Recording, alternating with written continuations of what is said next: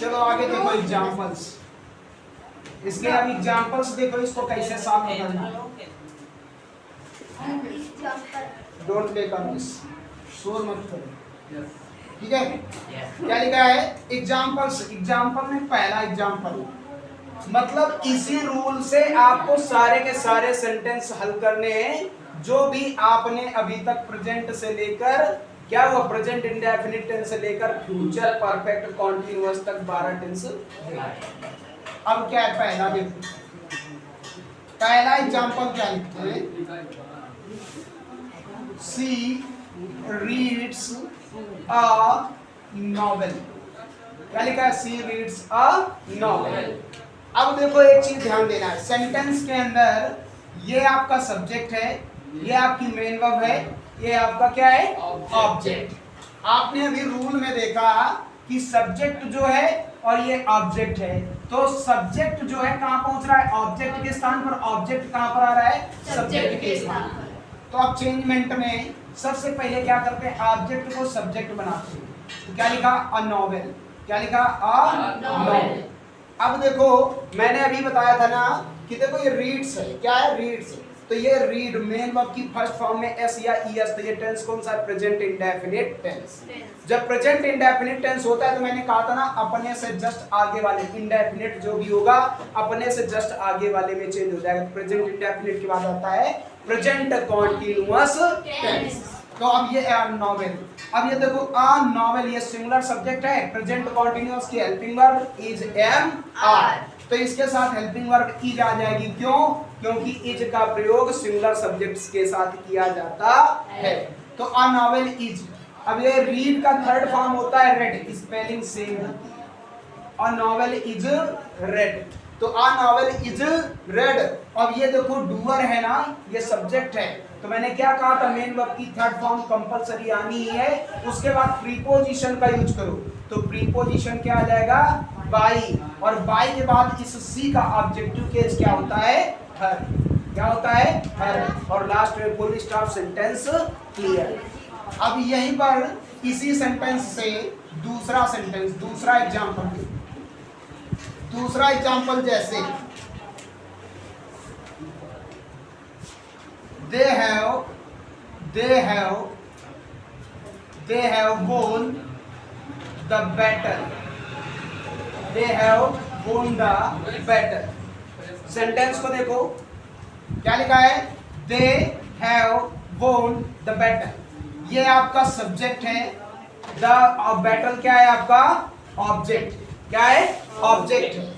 They subject the battle object, चेंजमेंट करो, the battle को आगे लेकर आओ, तो द बैटल क्या लिख दिया, द बैटल। अब देखो दे के साथ हैव हेल्पिंग वर्ब थी ना, ये प्रेजेंट परफेक्ट टेंस है। प्रेजेंट परफेक्ट टेंस चेंज होगा प्रेजेंट परफेक्ट कॉन्टिन्यूअस में, उसकी helping verb has, have plus been. Singular के साथ हैज बीन का यूज, प्लूरल के साथ हैव बीन का यूज। अब यहाँ पर इसका रूल भी देख लो, ऑब्जेक्ट को पहले लाना है तो ऑब्जेक्ट को हम पहले लेकर आ गए, फिर क्या करना है, हेल्पिंग वर्ब लिखनी है। हेल्पिंग वर्ब क्या लिख दिया हमने, हैज। क्या लिख दिया, हैज। अब देखो negative word not, never, ईवर, always, ये कहीं सेंटेंस में लिखे नहीं लिखे, तो इसको हमने क्या कर दिया, छोड़ दिया। फिर देखो बी, बीन, बीइंग, किसी ना किसी का यूज होगा। अब क्या होता है, ये बीन का यूज कब होता है, ये बीन का यूज कब होता है, बी का यूज कब होता है।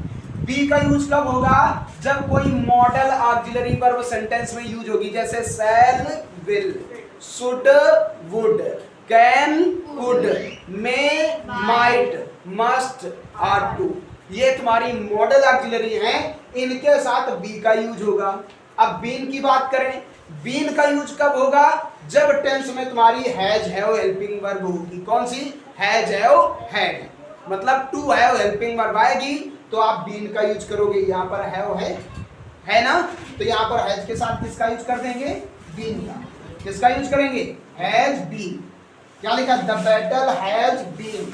फिर क्या लिखा है, मेन वर्ब की third form, already third form में है तो बोन को बोन लिख दिया। अब क्या बचा तुम्हारा, प्लस प्रीपोजिशन, तो प्रीपोजिशन क्या लेकर आ गए, बाई, और दे का ऑब्जेक्टिव केस क्या होता है, देम। तो क्या बना sentence, the battle have been won by them. तीसरा सेंटेंस,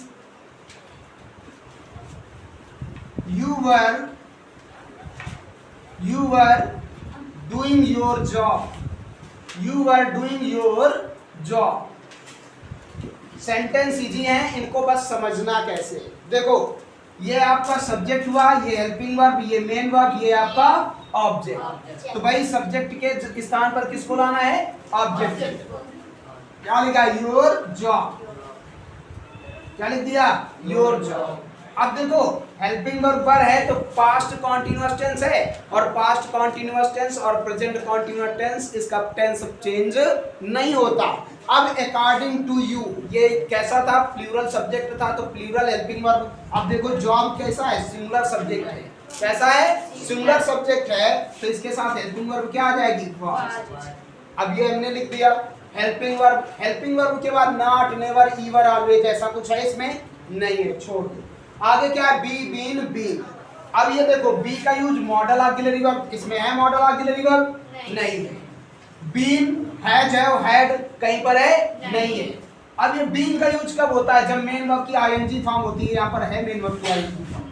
क्या है? ING form. तो देखो मेन वर्ब की थर्ड फॉर्म के पहले बीइंग लाना है। तो बेटा ये डूइंग का है, इस आईएनजी को बी के साथ जोड़ दिया। किसके? बी के साथ। तो आईएनजी क्या बन गया? बीइंग। और प्लस मेन वर्ब की थर्ड फॉर्म, डू का थर्ड फॉर्म क्या हो गया? डन। क्या हो गया? डन। तो क्या लिखा? Your job was being done. और यू का सब्जेक्टिव और ऑब्जेक्टिव के सेम होता है, तो क्या लिखोगे आगे? बाय